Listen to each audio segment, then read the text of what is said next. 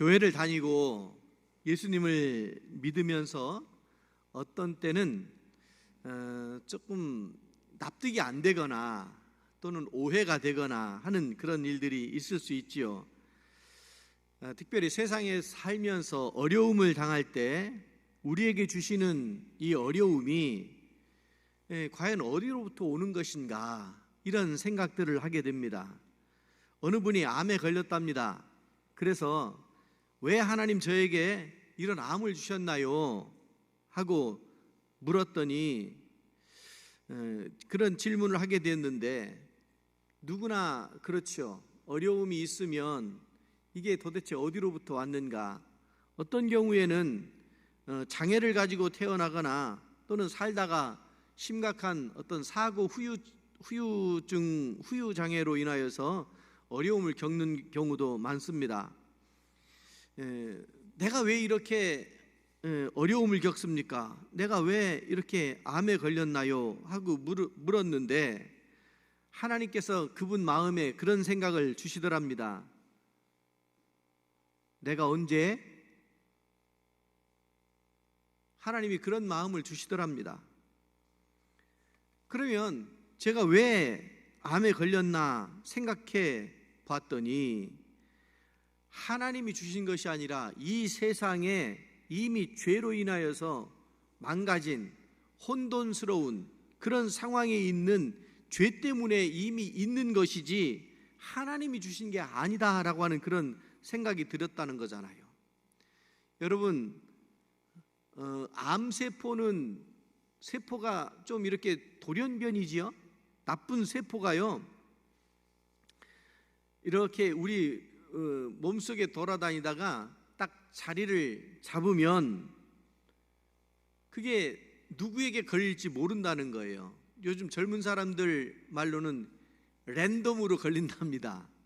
그리고요, 암덩어리가, 암세포가 1cm 성장하는데 10여 년 걸린답니다. 암세포 하나가 딱 들어오면 이게 이제 2배씩 분열하잖아요. 세포 분열을 하잖아요. 세포 분열하는 기간을 쭉 따지고 계산하고 하나가 2개가 되고 2개가 4개가 되고 4개가 8개가 되고 이렇게 쭉 커져가는 그런 과정이 10여 년이 걸린다라고 하는 거예요. 그러면 우리가 10년 전에 무슨 일이 있었나? 이거 추적하나요? 그러지 않잖아요.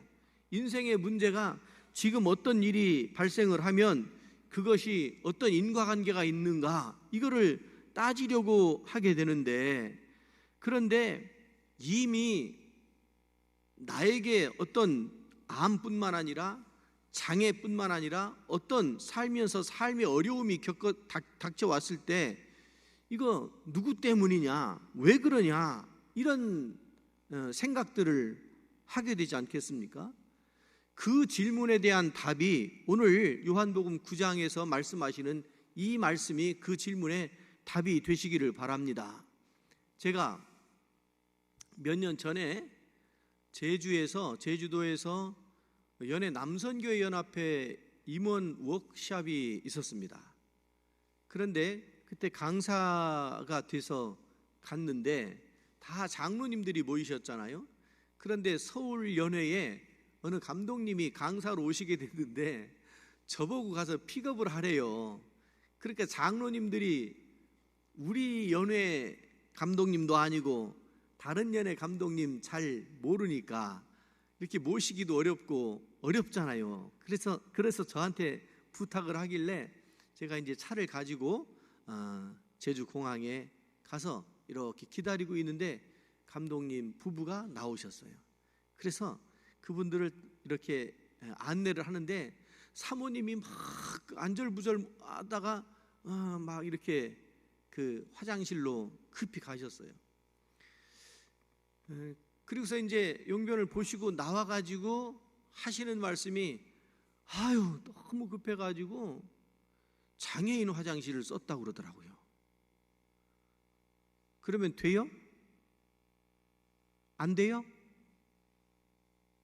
돼요? 안 돼요? 민망해 하시는 그분을 보면서 제가 뭐라고 대답했냐면, 아이 사모님, 장애가 따로 있어요. 급한 사람이 장애지. 그렇잖아요.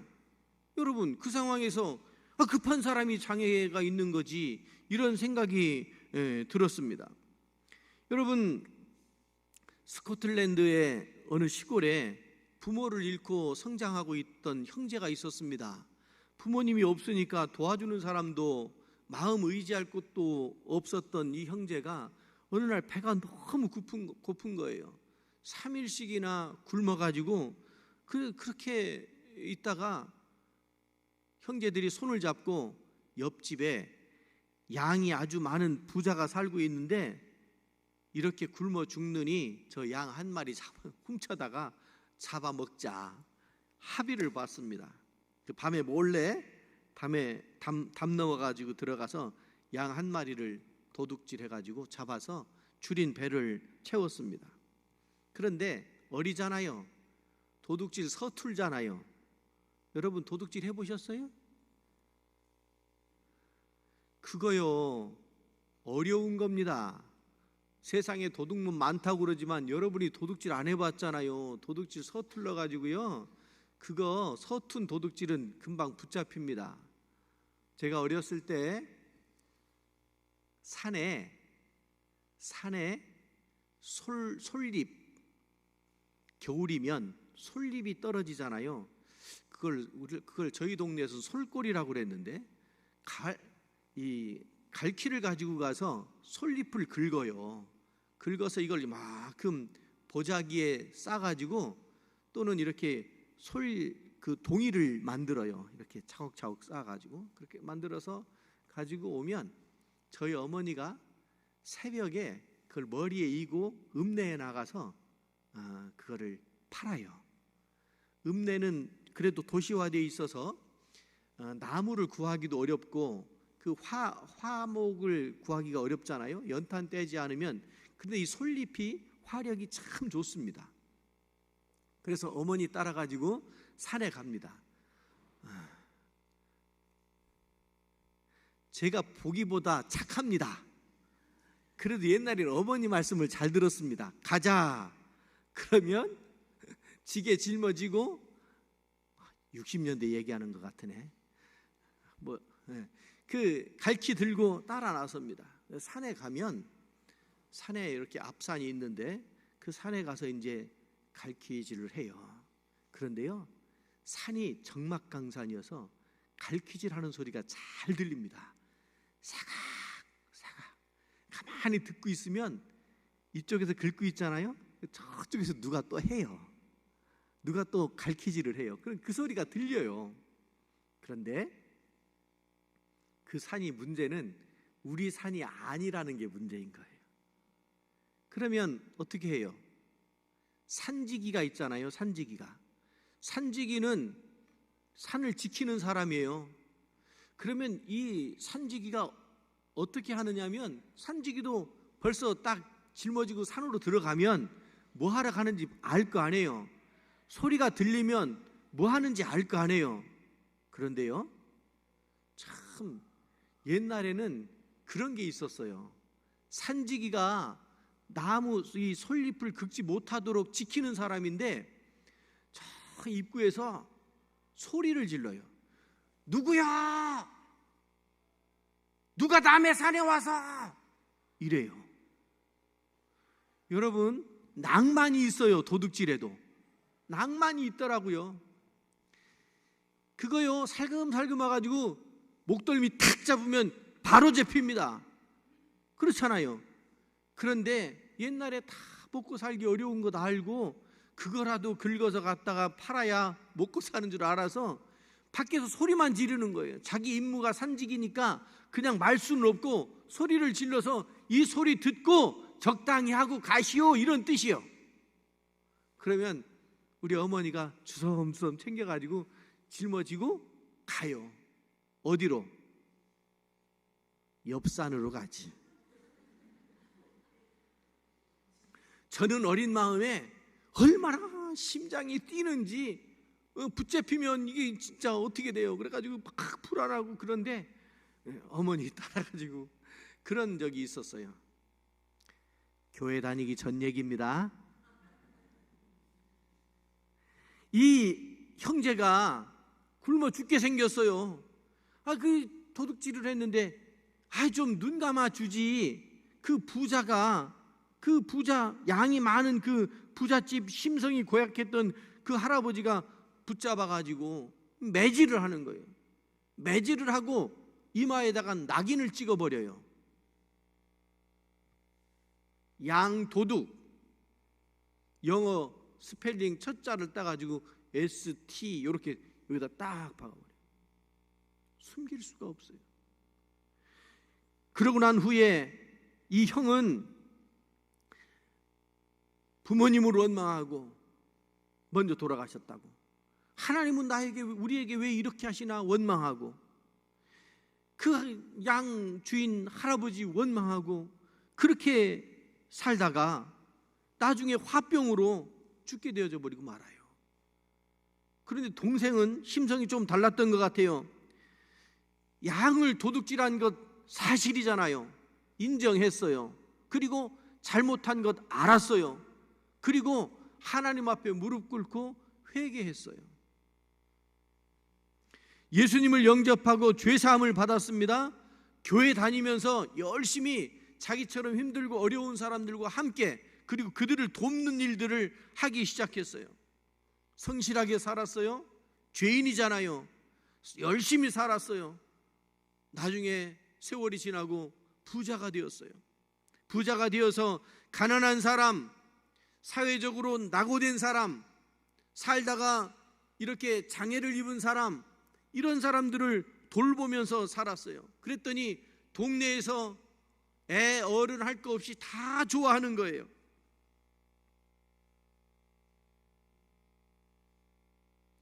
늙어서 할아버지가 되었습니다. 동네 아이들이, 어린 아이들이 자기 할아버지한테, 할아버지, 저 할아버지는 참 좋으신데 왜 이마에 이렇게 써놨어요? 하고 묻는 거예요. 근데 이 할아버지가 그게 무슨 뜻인지 몰라요. 그러니까 훌륭한 사람, 거룩한 사람이란 뜻이야. 좋은 사람이란 뜻이야. 그래서 세인트라는 말이 생겨났다는 거잖아요. 여러분, 오늘 우리가 장애인 선교주의를 맞이하고 세상을 살면서 이런저런 일들을 겪으면서 왜 이런 일들이 나에게 일어나는가? 아니 여러분, 나에게 일어나지 않고 옆 사람에게 일어나면 그러면 다행인가요? 나만 아니면 돼, 이 생각으로 사시나요? 내가 걸리면, 내가 문제가 있으면 견딜 수가 없습니까? 내가 누구라고요? 내가 뭐라고요? 내가 얼마나 거룩하고 내가 얼마나 정직하게 살았다고요? 주님 앞에 서면 도토리 키재기식으로 다 그렇고 그런 죄인의 모습으로 사는데, 그런데 오늘 이 말씀을 쭉 읽으면서 여러분 인생의 문제에 답을 얻으실 수 있기를 주님의 이름으로 축원합니다. 자기의 불행을 어떻게 볼 것인가? 오늘 이 요한복음 9장의 말씀은 예수님께서 제자들에게 보여주셨던 표적 7가지가 있는데 그 중에 6번째 표적입니다. 생명의 빛이 되신다고 하는 것을 말씀해 주시기 위해서 주시는 말씀인데, 예수님께서 길을 가시는데 나면서부터 앞을 못 보는 사람이 있는 거예요. 그래서 제자들이 묻습니다. 선생님, 이 사람이 이렇게 된 것은, 앞 못 보는 사람으로 태어난 것은 누구 때문입니까? 누구의 죄 때문입니까? 이 사람 때문입니까? 아니면 부모 때문입니까? 이렇게 물어요. 이게요, 유대인들만 이런 생각하는 것이 아니라 우리 한국 어머니들에게 있어서도 이런 정서가 있습니다. 자식 문제, 자기 문제인 것처럼 가슴에 끌어안고 그러고 사시는 부모님들이, 특히 어머니들이 얼마나 많습니까? 예수님께서 대답하십니다. 이 사람이나 그의 부모가 죄를 지어서 이렇게 된 것이 아니다. 이 사람이 나면서부터 앞을 보지 못한 것은 하나님께서 하나님의 일을 그 사람의 인생을 통해서 나타내기 위해서이다. 이렇게 말씀을 해주십니다. 예수님께서 그렇게 말씀을 하시고요, 진흙에 침을 뱉어서 짓이겨가지고 그의 눈에다가 이렇게 발랐답니다. 그리고 실로암에 가서 씻으라고 그랬죠. 순종하고 가서 씻었어요. 그리고 눈이 밝아져서, 눈이 띄어지게 되어서 그가 보게 되었다는 거잖아요. 여러분, 이건 뭐 과학적으로 본다는 것은 어떤 과정을 통해서 보는 겁니까? 보인다. 여러분, 보이는 것은요, 눈을 뜨면 보이지요? 눈 뜨면 다 보이나요? 깜깜한 밤에도 보이나요? 빛이 없으면 눈을 아무리 떠도 보이지가 않는 거예요. 빛이 있어서 눈을 뜨면 보이는 거잖아요. 예수님께서 하시는 말씀이 나는 세상의 빛이다. 여러분, 아무리 눈을 뜨고 진리를 찾으려고 애를 써도, 눈을 부릅뜨고 찾아도 빛이 없으면, 주님이 없으면, 빛이 되시는 주님이 없으면 우리가 진리를 발견할 수가 없다고 하는 말씀이잖아요. 맹인으로 산다고 하는 것은 캄캄한 어둠 속에서 평생을 사는 겁니다. 그 사람은 눈만 어두운 것이 아니라 마음도 어두워지고 인생 자체가 깜깜한 어두움에 빠져버리게 되는 거 아니겠습니까? 참으로 기구한 인생을, 기구한 운명을 타고난 사람이죠. 그것도 후천적 장애가 아니고 나면서부터 그랬다잖아요. 그러니 얼마나 찾으면, 원망할 거리를 찾자면 얼마나 많이 있겠습니까? 나를 왜 이렇게 만들었냐고 하나님을 원망할 수도 있고, 나를 왜 이 모양으로 낳아주셨냐고 부모를 원망할 수도 있고, 살면서 괄시당하고 배고프고 줄인 그 상황을 보면서 세상은 왜 이래 하고 원망할 수도 있고 그렇잖아요. 제자들이 이 맹인을 보고 이렇게 인생의 문제를 질문했을 때 예수님이 대답하십니다. 이 사람의 불행이 어떤 사람의 죄 때문에 그렇게 된 것이 아니다. 자신의 죄도 아니고 부모의 죄도 아니다. 여러분, 제자들은요, 행복과 불행의 원인을 죄에서 찾으려고 했습니다. 유대인들의 일반 상식인 거나 다를 바가 없어요. 사람이 태어날 때부터 맹인이 된 것은 자신의 죄 아니면 부모의 죄 아니면 하나님의 실패작, 이렇게 생각을 했어요. 저의 신학대학 동기 목사님이 경기도 안성에서 개척을 했습니다. 그런데 옛날에는 그렇게 개척을 했어요. 어느 창고를 얻어가지고 개척을 했는데 그 창고가 축사 바로 옆에 있는 거예요. 축사에 많은 오물들이 나오잖아요. 그러니까 뭐 약도 쳤고 그 뒤범벅이 된. 근데 옆에 우물이 있는 그 우물을 사용하면서 개척을 한 거예요. 신혼이었어요. 아직 아기가 없었어요. 시간이 지나고 아기를 낳았어요. 그런데 그 아이가 주먹을 쥐고 나왔어요. 손가락이 2개밖에 없어요. 그리고 손목이, 이 피부가 자라질 않는 거예요. 그러니까 이렇게 틀어지면서 손목이, 그 피부가 조여서 손목을 조이니까 이 손이 괴사된다는 거잖아요. 의사 선생님이 정기적으로 이걸 풀어서 키워줘야 됩니다.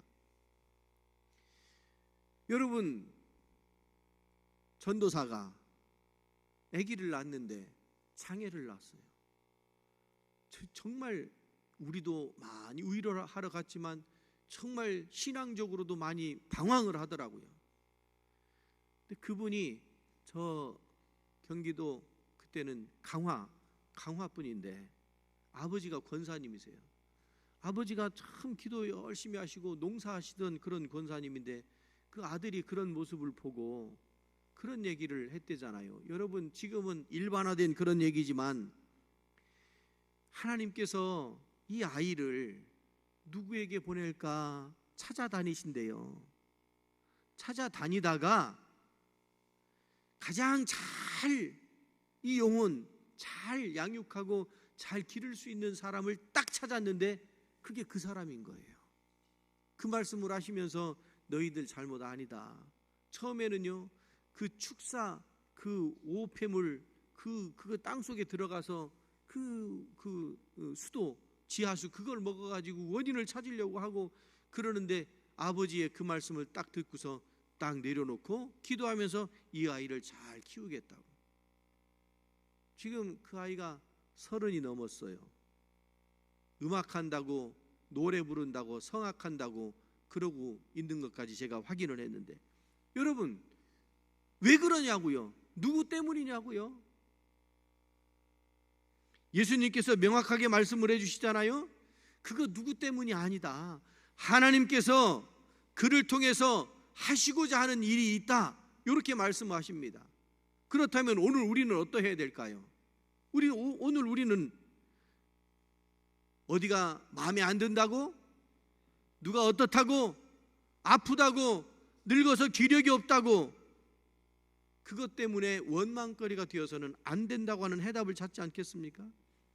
여러분, 죄를 짓지 않았는데도 고난당한 사람들이 성경에 여럿이 나옵니다. 대표적인 사람이 욥이잖아요. 아벨은 어떻습니까? 아벨이 뭐 죄를 지어서 죽임을 당했습니까? 예수님의 제자들 12제자들도 다 순교당했잖아요. 그들이 무슨 죄를 지어서 순교를 당했나요? 예수님께서도 죄를 짓지 않았지만 십자가를 지셨단 말이에요. 죄 때문에 고통당하는 것 아닙니다. 물론 죄를 지어서 심판당하는 것도 있지만 의인인데 죄를 짓지 않았는데도 고통을 당하는 경우가 있다고 하는 것을 말씀해 주고 계시잖아요. 예수님께서는 불행의 원인을 사람에게서 찾지 않으셨습니다. 예수님은 불행의 하나님의 그 선한 목적이 그를 통해서 하시고자 하는 일이 있다고 이렇게 말씀을 해주시잖아요. 미래에, 아직 오지 않은 미래의 선을 이루기 위해서 택하신 방법, 뜻이라고 이렇게 말씀을 하십니다. 이거를 가장 잘 보여주는 사람이 누구냐면 요셉입니다. 요셉, 꿈쟁이 요셉. 애굽에 팔려갔잖아요. 얼마나 숱한 고난을 당했습니까? 그런데 요셉이 뭐라고 고백합니까? 형들을 만나가지고 하는 말이, 하나님께서 계획이 계셔서 나를 먼저 보내서 이 자리를 자리 잡게 하시려고 보낸 겁니다. 형들이 팔아서, 형들이 미워해서, 형들이 나를 죽이려고 해서 이렇게 된 것이 아니고 하나님께서 이렇게 하신 것입니다. 할렐루야. 그 형들이 얼마나 마음에 찔렸겠냐고요. 얼마나 힘들었겠냐고요. 바로 요셉의 마음이 오늘 우리들의 마음이 되어야 하지 않겠는가, 이런 생각을 하게 되는 겁니다. 우리가 이렇게 불행 속에 하나님의 뜻을 찾으려고 할 때 우리는 그 상황 속에서 하나님의 뜻을 내가 다 알지 못해도, 내가 다 이해하지 못하여도 이 속에 하나님의 뜻이 있다고 하는 것을 여러분 인정하고 찾아 발견하실 수 있기를 바랍니다.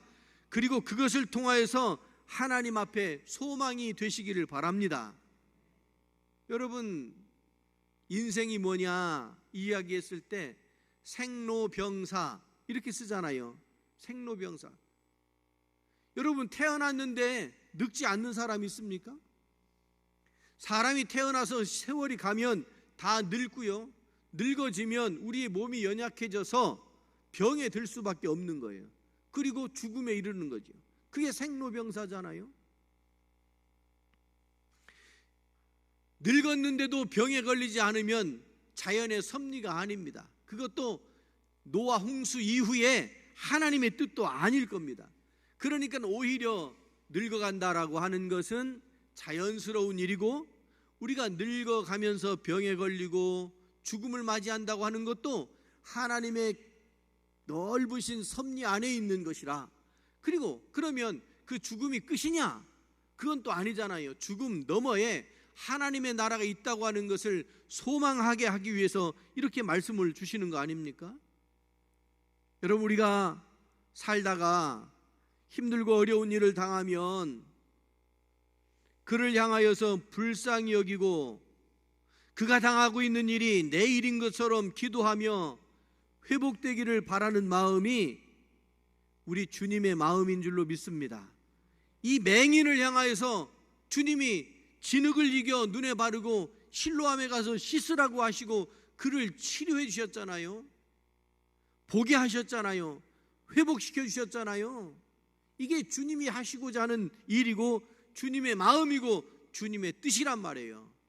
그러면 주님처럼 살겠다고, 주님을 따르겠다고 나선 그리스도인이라고 한다면 마땅히 우리도 주변에 누가 어려움 당하는 사람이 없는가 힘써 찾아내야 되지 않겠습니까? 찾아내서 그를 위하여서 기도하고 그를 위하여 위로하고 그가 회복될 수 있도록 같은 마음을 품는 것이 진정한 그리스도인의 마음이고 주님의 마음이다. 여러분, 우리가 주님의 마음을 품지 않고 교회 다닌다고요? 그럴 수 없잖아요. 교회에 다닌다, 교회에 왔다고 하는 자체는 주님의 마음을 품고 살겠다고 하는 결심이 있어서 교회에 왔고 예배 드리고 일생을 그렇게 믿음으로 사는 거 아니겠습니까? 예수님처럼 살아가려고 하는 그리스도인은 마땅히 예수님이 행하신 것처럼 그렇게 해야 합니다. 구원받아 천국에 갈 사람이 취하여야 할 마음이 오늘 주님께서 실로암에서 고쳐주신 나면서부터 인생의 문제를 가지고 태어난 그 사람에게 행했던 것처럼 회복시켜 주시고 그를 어루만져 주시고 그를 감싸 주시고 회복의 은혜를 베풀어 주신 그 예수님의 마음처럼 오늘 우리들도 같은 마음을 품고 살아가야 할 줄로 믿습니다. 기도하겠습니다. 자비하신 하나님 아버지, 이 아침에 저희들 예배를 드리며 주께서 말씀하신 그 말씀, 그 음성에 귀를 기울이게 하셨사오니 저희들 주님의 마음을 품고 힘들고 어려워하는 모든 심령들을 향하여 주님의 마음으로 접근할 수 있도록 도와주시옵소서.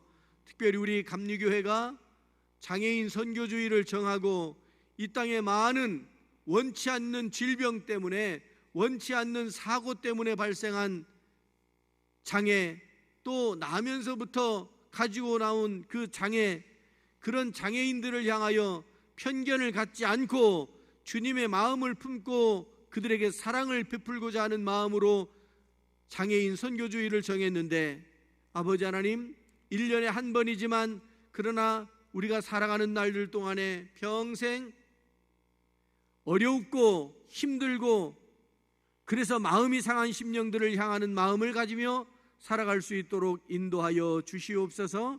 자비하신 아버지 하나님, 그리하여 주님의 마음을 품고 살아가는 진정한 그리스도인이 되게 하여 주옵소서.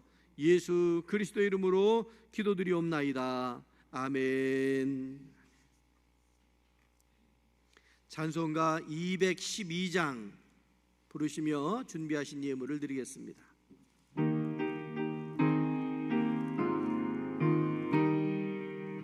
겸손히 주를 섬길 때 괴로운 일이 많으나 구주여 내게 힘 주사 잘 감당하게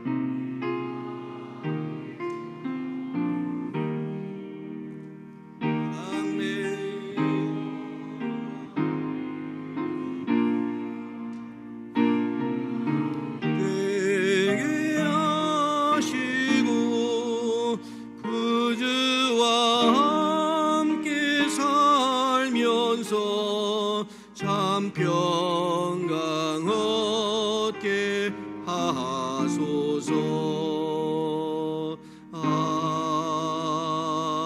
아멘. 드려진 예물을 위하여 기도하겠습니다. 자비하신 하나님 아버지, 이 아침에 예배를 드릴 때에 저희들이 빈손으로 나오지 아니하고 정성을 모아 준비한 예물을 드립니다. 저희들의 마음과 정성을 받아 주옵소서. 특별히 11조 예물을 드리오니 세상의 모든 것이 다 하나님의 것임을 믿음으로 고백하여 드린 이 11조를 받아 주옵소서. 그리고 드려진 심령들마다 저들이 손을 대는 모든 기업이, 그 일들이, 직장이 복되게 하옵소서. 손대는 것마다 잘되는 복이 있게 하여 주옵소서. 정직하게 드려지는 삶을 살게 하여 주옵소서. 감사의 예물을 드립니다. 이 땅을 살아가는 동안에 무엇 하나 주님의 은혜가 아닌 것이 없음을 깨닫게 하시고 원망과 불평이 없이 받은 은혜 감사하며 드린 이 예물을 주께서 받아 주옵소서. 저들의 감사의 조건들이 더욱 풍성케 하옵소서. 건강 회복되게 하시고 또 생일이 되어서 또 가정이 화목하게 되어짐을 감사하며 드린 이 모든 예물들을 받아주시고 기도의 제목과 함께 받아 주옵소서. 일천번제의 정성도 받아 주시옵시고 선교 헌금은 뿌려지는 복음의 씨앗이 되어 풍성한 열매를 맺게 하여 주옵소서. 자비하신 아버지 하나님, 우리의 다음 세대들을 위하여 드려진 장학 헌금이 우리의 다음 세대를 세우는데 사용되어지게 하여 주시옵시고 저들이 비전을 품고 교회와 나라와 민족을 위하여 세계적으로 쓰임받는 귀한 자녀들 되게 하여 주옵소서. 자비롭고 은혜로우신 아버지 하나님, 꽃꽂이 헌금을 드렸사오니 말씀이 선포되어지는 강단 사모하는 마음으로 그 아름다운 마음을 주님께서 받아 주시옵소서. 자비하신 아버지 하나님, 날마다 드려지는 삶을 살게 하여 주시옵시고 이 드려진 예물이 저희들의 온 몸과 마음 정성을 드리는 번제의 제물이 되게 하시고 또 죄사함을 받는 속죄의 제물이 되게 하시며 하나님과 또 이웃과 화목하게 지내게 되어지는 화목 제물이 되게 하옵소서. 자비하신 아버지 하나님, 행여나 물질적으로 드리지 못해서 안타까워하는 심령이 없도록 하여 주시옵시고 많든 적든 드려지는 삶을 통하여 하나님께 영광이 되게 하시고 이 드려진 모든 예물을 하나님께서 흠향하여 주옵소서. 축복의 통로가 되게 하옵소서. 예수 그리스도 이름으로 기도드리옵나이다. 아멘.